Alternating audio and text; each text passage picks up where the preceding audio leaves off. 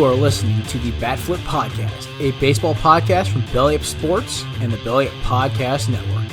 Here are your hosts, Damien and Matt. Welcome back, everyone, to the Bat Flip Podcast. My name is Damien, and I'm here with my co-host, Matt. We got a packed show today. Kind of our first off-season episode we're going to hit on. We had one signing. Our final managerial spot got hired. One rumor that's been starting to float around with the star player. And we're going to break down kind of the AL East, kind of give a recap of this past year, and kind of look forward to what this offseason and what next season might hold for them. But before we jump into all of that, how are you doing, Matt? Doing pretty good. It's been a long week. I've been just working. So missing baseball right now. Watching a little bit of football. That takes the edge off of it a little bit. But yeah, it's been a good week, and I'm ready to get talking about the off season.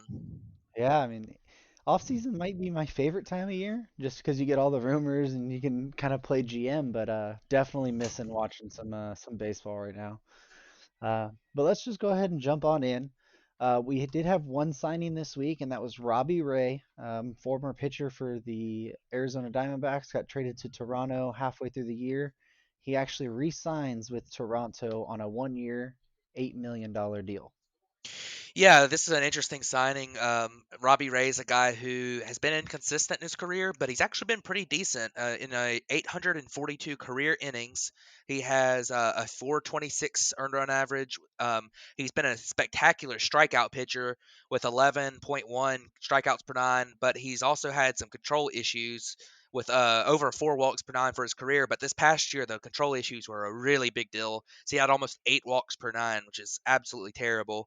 And that went along with a 6.62 ERA. So this is a guy that I think the Blue Jays are bringing in to obviously they brought him in at the deadline, but I think they might have liked some of the adjustments he made when he got there. He did pretty well in the postseason, I believe, in his one outing where he pitched 3 innings, didn't give up any runs. He looked pretty good. So 1 year, a 1 year, $8 million deal. That works for him. He's a guy who's pitched in the past for, pretty extended stretches like an ace. So, maybe they can figure something out with him and in his delivery that can help him get back to being able to control the ball better than he has been lately. So, Yeah, and a 1-year deal, there's virtually no risk. $8 million, you if it works out, then it looks like a fantastic thing. And if you guys are in contention, then you got yourself a decent pitcher. And if you're not, then right around the break, some team will take a chance on him. You flip him for a couple prospects, maybe. yeah, for sure. So, And this is, like I said, this guy that has good stuff. And I tell you what, though, this is going to be the most talked about 1 year signing ever for the first week just because he was the only one. So everyone's going yeah, to sit here and analyze Robbie Ray, whereas like there's just not that much, because there's not that much else going on. So yeah, and it's really weird because this was the only signing, and we kind of expected the market to drag a little bit, in the first week of free agency to have a guy who not only signs a 1-year deal, but I mean, $8 million in a 1-year deal it's a pretty good deal, especially in with what we don't know what the landscape's going to be this year. So if this is any indication of what the off-season market might look like, and then we're in for a very good sign, when we didn't expect to be having a fantastic off-season value-wise for players. absolutely. Well, let's go ahead and jump on to our next point, which is it's kind of a funny one. Alex Cora is rehired by the Boston Red Sox as their manager. Of course, he was involved in the 2017 scandal, cheating scandal with the Houston Astros. He was their bench coach at the time. He got hired as Boston's manager in 2018, led them to the World Series in 2018, and then was in 2019 as their manager as well until he was fired by the Red Sox and suspended for a year due to his involvement with the Astros thing. And now he's been rehired. Yeah. Quote unquote fired, you might add, just because I mean it's really feels weird to have to fire a guy and then hire him the moment that you're allowed to again. Yep. But I mean, I don't know what to think of this because I think Alex Cora did a pretty good job in 2018, obviously winning the World Series, even though that team was really, really good. Um, and he's got a great, career record, 192 and 132 is a career record as a manager. But I mean, like you say, his involvement in the sign stealing scandal was pretty large. If based on all the the documents and stuff that have come out about it, and I mean, it's not a situation like AJ Hinch was, where he kind of didn't really do too enough to stop it, which so he did deserve something, but he was really against it the whole time. Alex Cora, it sounded like, was kind of, I won't say encouraging it, but he was at least very nonchalant about to the players about it. That he really didn't seem to want it to be stopped. So we'll see. Obviously, those 1 year suspensions for these guys didn't really do all that much because they're right back rehired, immediately when they're allowed to be. So it'll be interesting. I mean, Alex Cora has done a good job as a manager, so we'll see what ends up doing with the Red Sox going forward. Yeah, it's weird for AJ Hinch. At least AJ Hinch went. He didn't have to go back to the Astros where it all happened and stuff. He went and kind of got a downgrade in job. He had to go to the Tigers. Where Alex Cora is jumping back to the same job he had when this whole thing happened, pretty much. So that is going to be a little weird, but it's going to be interesting to see how the players in that locker room respect Alex Cora and what other players outside, if people want to go back to Boston and play for Alex Cora now. Um, now that it's all come out that he was pretty much one of the ringleaders for it. I mean, it was him and Beltran that were pretty much the guys taking the lead on that sign stealing scandal. So, for Boston to turn around and rehire him, it obviously shows that their ownership doesn't feel there's going to be any ill effects. And maybe they're just having some rose-colored glasses because he was the guy that led them to the World Series, and maybe just felt that, hey, we couldn't have our interim manager basically be a lame duck, so we had to fire him. Yeah.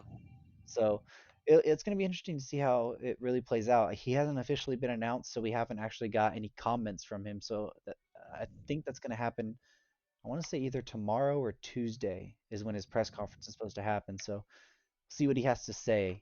His first vocal or first time talking to the media since all this stuff's come out. So Yeah, it'll be weird, and hopefully the media is able to get some answers from him about his involvement and everything, with all the suspension and everything being done, but I doubt that's going to happen. So yeah, it's probably going to be like that. Well, that happened, and now we're here, and just let's move on. yeah, for Um, sure. So but that's pretty much what's happened this week in the baseball world.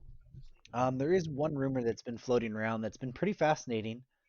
We've heard about it for the past couple years. Actually, his name's been really linked to the Dodgers, and that was partially because of what Corey Seager was going through. But that's Francisco Lindor.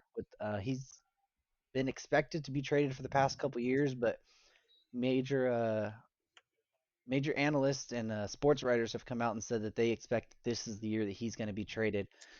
He's a four-time All-Star, two-time Gold Glove winner, two-time Silver Slugger, and he's a former Platinum Glove Award winner.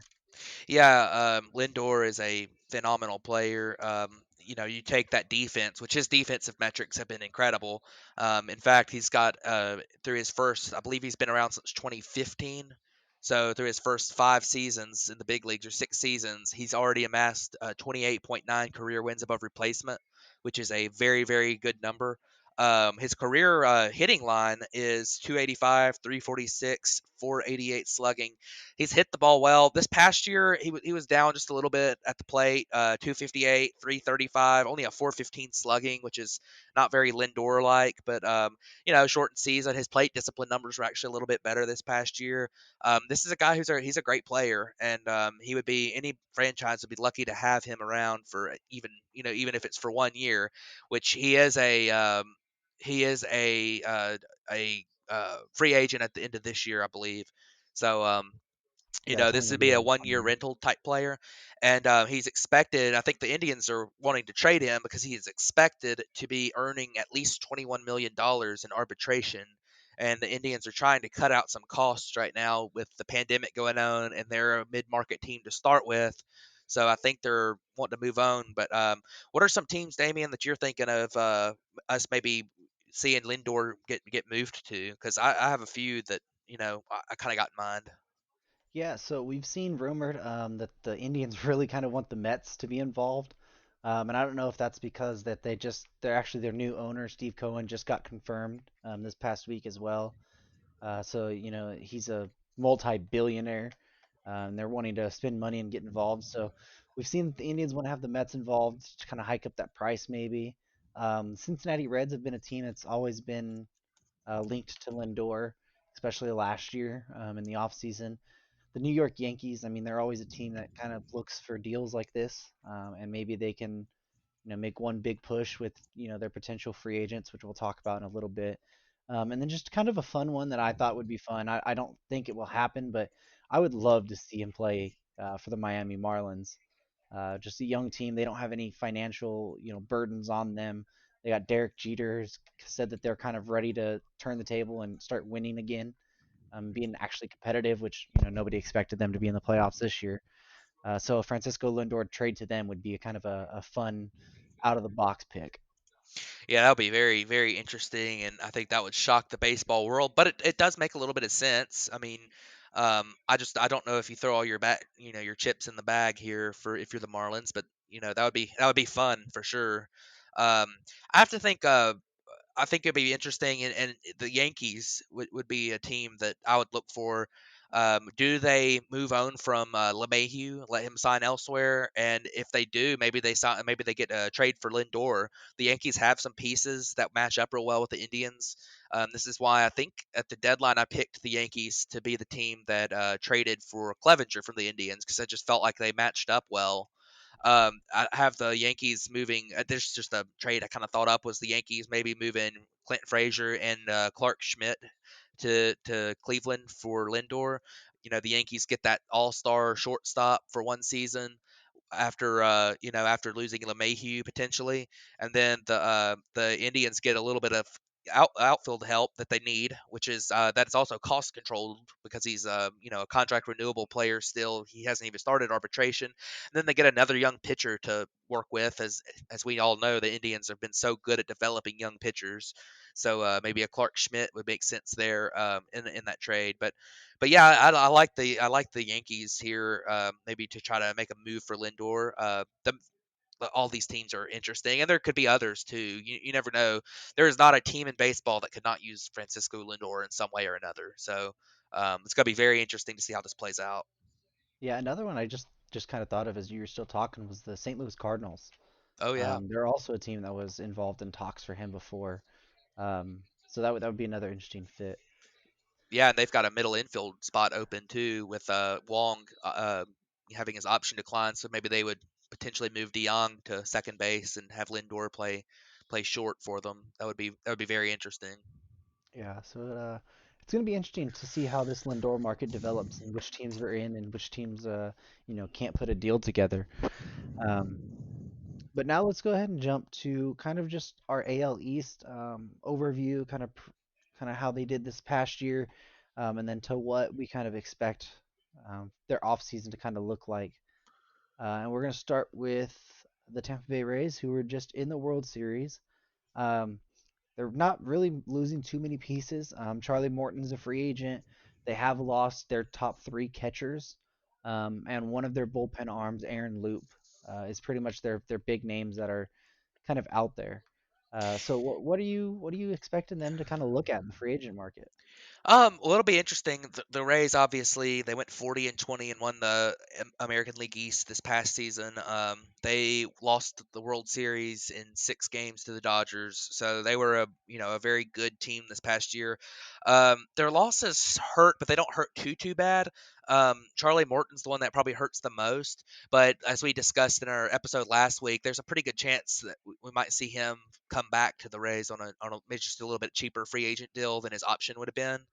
Um, they lose their catching, which their catching was pretty good defensively, but not great. All around, and they would lose a bullpen arm and Aaron Loop, so they could maybe add a lefty. But I mean, their needs really are just catching and starting pitching, maybe a DH, or just another big bat. I feel like there were times, especially in the postseason, where their bats went quiet. They had a Rosarena breaking out, and it seemed like he was the only one delivering in the postseason for stretches. But this is a team with a really good core. Brandon Lau had a breakout year. I mean, you've got Adames is a pretty good player. They got a ton of middle infielders, and then they got some of these outfield guys. Rosarena is a guy who he DH'd a lot this past season, but I think he's going to end up being a guy that really sticks in the outfield for a while. You got Kiermaier as a best center fielder defensively in baseball. You got Austin Meadows is a really good player. So you've got some pieces. This is a good core. Your top two starting pitchers are back, for at least a couple more years.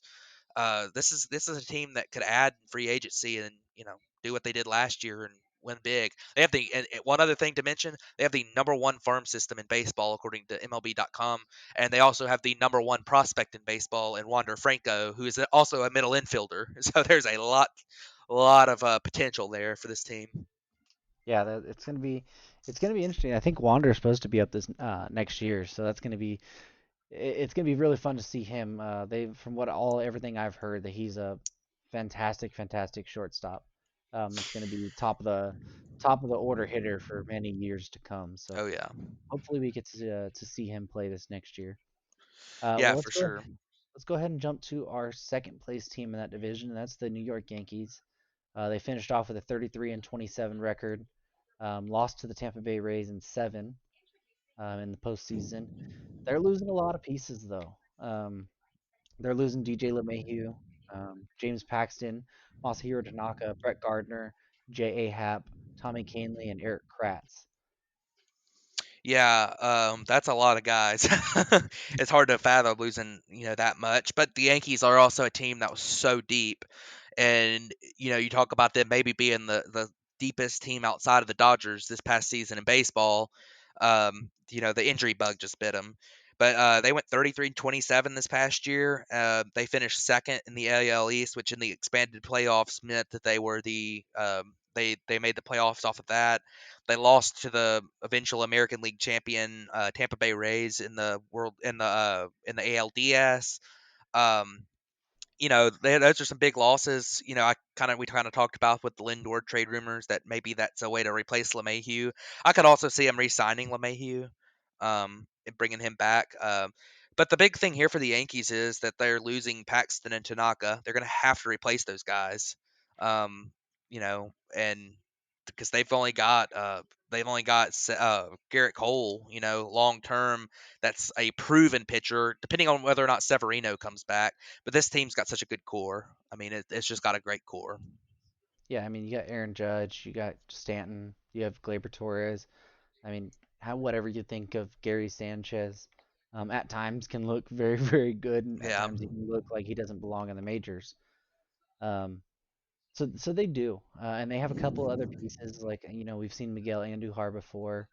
mhm, They have Estevan Florial down there. They have Clint Frazier, who you talked about.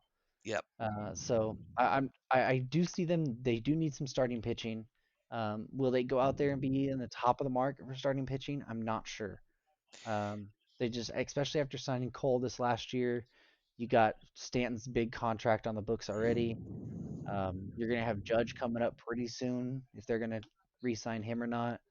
I know the Yankees they're a team just like the Dodgers who seem to have infinite funds, but there's a time where you have to kind of pick and choose where you're gonna spend all that money. And yeah, I'm just not sure you want to put so much of that into the starting pitching. So maybe they play in that kind of that middle road to those 2 to 3 arms. Maybe look at a guy like maybe a Taiwan Walker, um, or kind of that range. Middle infield you've already kind of hit on. Interesting, they could use the center fielder as well. I yeah, mean, they do have Aaron Hicks, but he's constantly had the injury bug with him, and they don't really have a backup center fielder. I mean, they were playing Clint Frazier in center, and none of those like Stanton, Judge, if they do re-sign Gardner, neither of them are center fielders either. Um, so it'll be interesting for them. yeah, and that's probably going to be the key for them is where do you put that money? And like you say, I mean, teams this team, even though they might seem to have infinite funds, I mean, you're in the midst of a pandemic, and no team has infinite funds, and you'll see them run out at some point. So I mean, are the Yankees going to be able to go out and pay? I know they have some money coming off the books with some of these guys, but they're going to be able to go out and pay for all these needs that they have now and get one of them be like a George Springer to play center field, like you're talking about, maybe being the case. Not necessarily that you're saying Springer, but just for instance, are they going to be able to, like if they re-signed LeMahieu, are they going to be able to keep one of these starting pitchers or bring in somebody who's they are they going to be able to afford it, which I think the Yankees probably will be able to afford a pretty good bit, but they did lose 3 starting pitchers. So, and I know they have a couple guys that have just come up that they'll be able to throw in there, but I mean, right now, unless Severino comes back strong, you've only got probably, obviously you're going to have Cole be ready for next year, but I mean, I guess Jordan Montgomery is your second best returning pitcher as of right now, unless Severino is able to come back healthy. Yeah, and another thing is that this outfield market is not strong for center fielders. No. I mean, there's George Springer, and then there's a really big fall off. Yeah, and with Um, George Springer too, this is a guy who can kind of play center field at this yeah, point. He's more of a corner outfielder at this point in his career, where you can stick him in center if you need him to, but he's not really an elite center fielder anymore. yeah, I mean, the drop off's down to guys like Jonathan VR, if you consider him to play center, Jackie Bradley Jr., Kevin Pillar. Um, I mean, not really great options there. So let's go ahead and jump over to the Toronto Blue Jays, though. They finished this year at 32 and 28, third in the AL East. They get swept in the first round. They did. They got swept by the Rays in the wild card. That's right. Yeah, they did get swept. Um, we talked about them re-signing Robbie Ray already. They're set to lose even more pitching. Taiwan Walker, Matt Shoemaker, Ken Giles, Anthony Bass are all pitchers that are free agents for them. Joe Panic and Jonathan VR are middle infielder slash outfield type guys that they're also losing. That they do have a solid core. You have Kevin Biggio, Bo Bichette, Lourdes Gurriel, Vladimir Guerrero Jr. So they do have a solid core, but every team can really use pitching, but this team can use some more starters, some bullpen, a center fielder, really. I mean, they've been playing Randall Grichuk in center field, which we discussed before the show. Was He's not a great center fielder. He's more of a corner guy. And a sneaky thing is that they could use a third baseman. Um, Vlad is really more of a DH, but seems that they could probably put him at first because they have so many other DH options. So third base could be a thing where maybe they are in play for some of the top third basemen. Yeah, the Blue Jays have a very interesting offseason coming up, and that's mainly because they've got a lot of holes to fill, but they've got a lot of talent. So I feel like they're really deep with just big power bats that are not really good defensive players. That they're kind of throwing all over the place. I mean, Teoscar Hernandez really probably should be DHing most of the time, and you've got Vladimir Guerrero Jr., who's probably should be DHing the whole time, and you got Rowdy Tellez, who probably should be DHing all the time. So you got a lot of guys who are pretty much DHs, and you got a few these young guys that are really good at the plate, really good out in the field and at the plate, like Bichette and Biggio are really good. They're at least adequate in the field. Um, you know, Gurriel, I think, is pretty adequate in the outfield, but you've got Grichuk is definitely a guy who can play outfield, even if he should be playing right field instead of center. And you got Hyun-Jin Ryu coming back. You've got Nate Pearson potentially stepping into a more of a consistent starting role. You would at least hope if you're a Blue Jays fan. So, but it's interesting because they've got a lot of holes that they need to fill. But this is a team that seems like, based on some of the young guys they've had come up, that should be kind of ready to try to contend for the division. And it's going to be very interesting to see what they end up doing. Obviously, we already saw the Robbie Ray signing, which I mean that makes a lot of sense because I mean they're losing 2 starting pitchers already, and Ray would have been he'll probably be a guy who tries to fill one of those holes. But um, there's a lot of moves the Blue Jays need to make to get to contending, and you worry a little bit about them maybe trying to rush into it too early, kind of like the Padres did several years ago, where this young talent, it feels like there needs to just be a little bit more, one or two more pieces of this young talent step up. And, the key might be, Vlad Jr. turning into the prospect Vlad Jr. I mean, something like that. So, but this Blue Jays team, I think they got a chance going forward. Obviously, pretty good season this past year. Some good players. Some guys making a breakout. But they need more going forward to contend with the Rays and Yankees. Yeah, I could see this Blue Jays team being the Cincinnati Reds or the Chicago White Sox of last off season. We kind of thought that those were the teams that were gonna kind of take their next step, and the Reds. Did the Reds make the playoffs? Or did Yeah, they? The Yeah, Reds, yeah, they did. They yeah, lost to the Braves. yep, And then the White Sox made it, and those were two teams who hadn't made it in quite a while. So I could definitely see this Blue Jays team. They're right on the cusp. And a couple pieces away from being that next kind of young team that we expect to make some deep runs for quite a while into the postseason. yeah, for sure. And they do have some money to spend, so Yeah. I think that they could make some of those moves. But you got to be careful with it too, because if you're talking about the Yeah. Reds and the White Sox making the playoffs, but the Reds and the White Sox would not have made the playoffs in a non expanded season like we had this year. They were both 7 seeds, and then they also, you're there. You don't want to overcommit to players Right. that aren't that really that You good. gotta So you gotta pick and choose the right guys. So exactly, that exactly. it's a vital off season for the Blue Jays to make sure that they do that. Yes. But let's go ahead and jump to the Baltimore Orioles. They were 25 and 35, finished fourth in the AL East, 15 games back. They have some solid young guys. Ryan Mountcastle, Anthony Santander, Keegan Aiken all got time in the majors this year. Adley Rutschman is the best catching prospect in baseball. He should be up probably in the next couple years at some point. I think they're Um, talking about him probably coming up pretty early next season. So Maybe. I mean, they still have Pedro Severino and Francisco, but yeah, we'll see. I don't think They're those guys are going to block are going to block a guy like Rutschman. But it all depends on how his development is really. exactly. They're a super young team. I mean that's it's all about developing your guys. And if you feel that Rutschman is ready and you want to start his 6-year clock for your team already, then I mean you give him an opportunity. But right now they're just very young. They're kind of in that second stage of rebuilding where they've kind of tore it all down now, but now they're kind of figuring out which young guys are going to stick and which young guys aren't going to stick.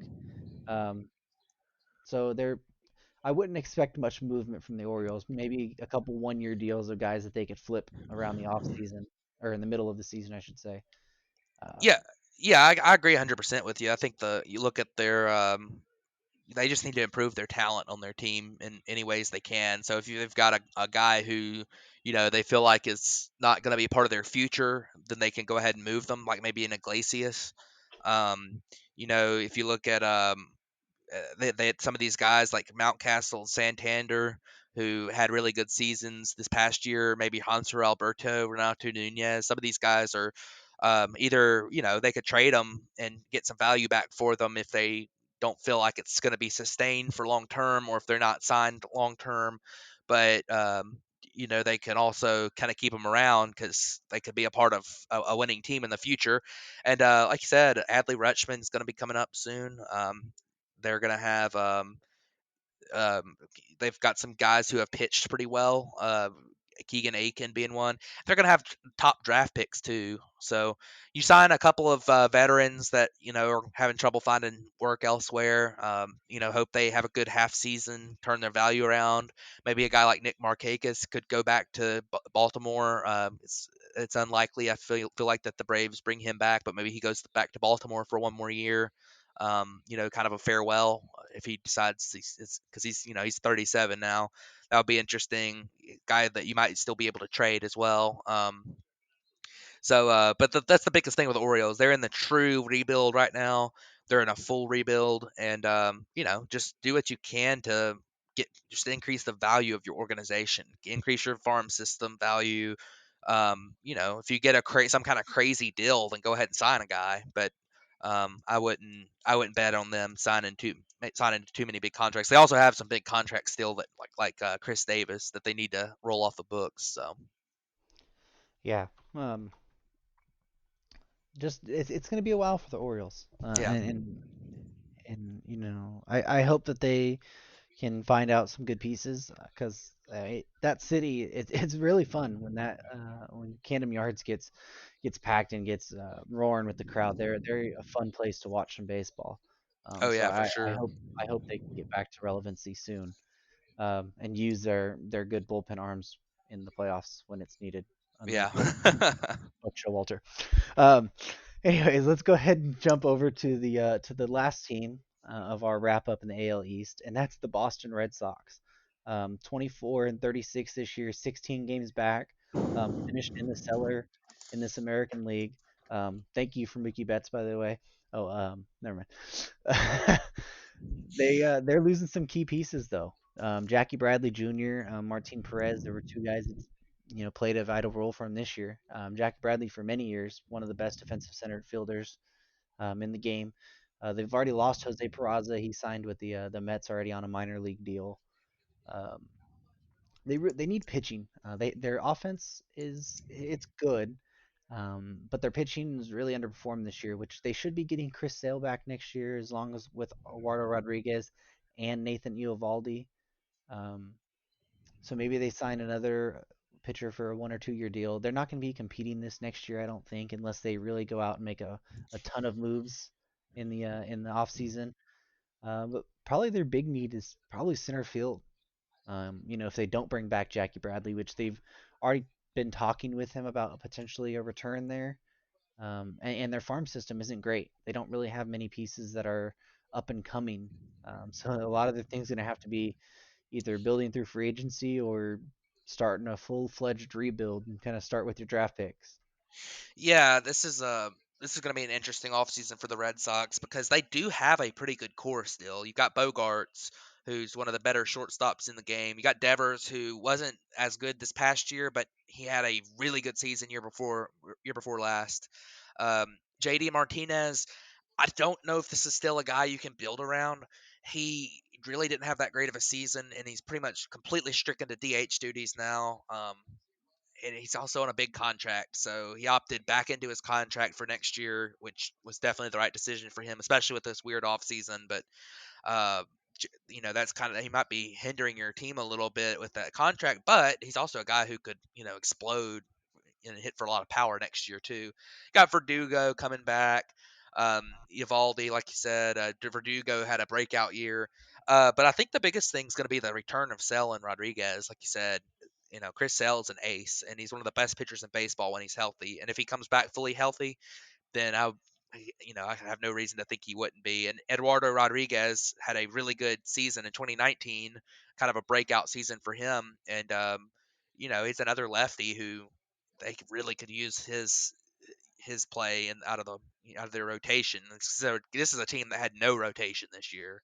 So and with Eovaldi coming back, you still do need a couple starters.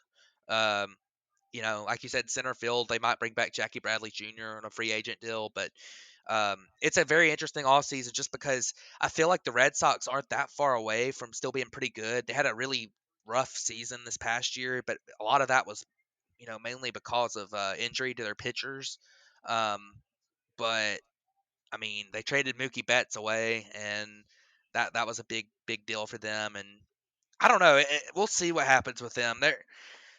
They could they don't have a good farm system, so they're probably not going to be able to trade for too many top players. And they need bullpen help still. So maybe they sign some veteran bullpen arms and bring back Jackie Bradley and see where they go and figure it out at the deadline. It's kind of my thought on them.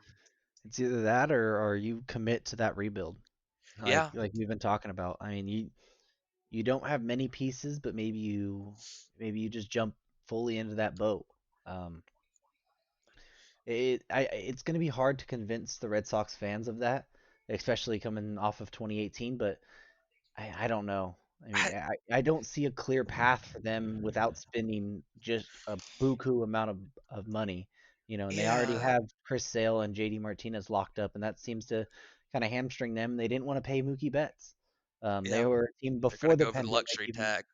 Yeah, they were a team before the pandemic hit, wanted to shed salary, and didn't want to pay the luxury tax and stuff. So it's going to be very hard expecting them to want to go for it now. It just doesn't make sense. Um, Yeah, if they did decide to do that rebuild, just a full-fledged rebuild, trade everybody, it's going to be tough for them still with that because I don't know how much they're going to get in value from some of these guys. Chris Sale is on a huge contract, but he's also a guy who is not. He's also a guy who's coming off an injury. Even though he is a great pitcher, how well is he going to come back from a Tommy John injury? Because that's a big injury. You got I mean, Bogarts is on a big contract. I do think they would be able to move him, but what would you get back for him with that contract? Devers is a guy that could probably still move for a good amount of pieces. Verdugo for sure. Martinez is probably untradeable right now unless he has a huge year. Eovaldi is another guy who is, I think he's a free agent after this year, anyways. But you maybe could trade him, but he's on a big contract. So that's a problem for the Red Sox is out of all their young guys, out of all these players, who would they be able to move? They don't have big bullpen like a closer or something that they could move and get an overpay for. They no longer have Jackie Bradley Jr. They've have Andrew Benintendi really struggled this past year. I don't know if any teams are going to take him on, and put in a big investment into him. So it's going to be tough for them either way, I think. yeah, they're at the crossroads right now, and they have to decide what Yeah. they want to do. So And maybe you do just go all in and try it one more time, just because you're gonna have a terrible rebuild either way. I mean, I don't know. It's hard to say. That this is a it, team that's at a crossroads. yeah, it is hard to say because, like you said, these guys are on huge contracts. So how much money do you really have Yeah, um, to spend if you don't want to hit that tax and you're already in a pandemic anyways? yeah, Um, So the Boston Red Sox are a team that huge fan base, huge market, but they could be kind of at that crossroads where they have to kind of hit that reset button and hit that rebuild, which I don't think it would be good for the game right now. yeah, They especially during these times they need the teams that are known to be the big spenders and the guys spending money. Because these mid-market teams and smaller markets definitely aren't going to be able to spend the money that they need to. Um, so gonna be fascinating with this whole division, really. I mean, it's wide open. I mean, if you would have told me that the Tampa Bay Rays would have won the division this year, I would have told you were crazy. If you told me the Red Sox were gonna finish last, I would have said you were crazy. So this whole division, I feel, is wide open, and so many moves can be made that can turn each of these teams into a contender. Maybe not the Orioles, but each of these teams can become contenders in the next couple years if they make the right move. yeah, yeah. So um, one thing that I look at, when we start with an off season or just kind of in general, when you kind of look at what you want to do with a team, is what's your next, in the next 5 years, how would you rank the AL East franchises just based off of what they have, kind of the potential that they have, what their farm system looks like, what their major league team is doing. And honestly, and you can answer this too. Honestly, I feel like you could maybe flip the Yankees and Rays, but I feel like the standings from this past season are about what I would call it, really.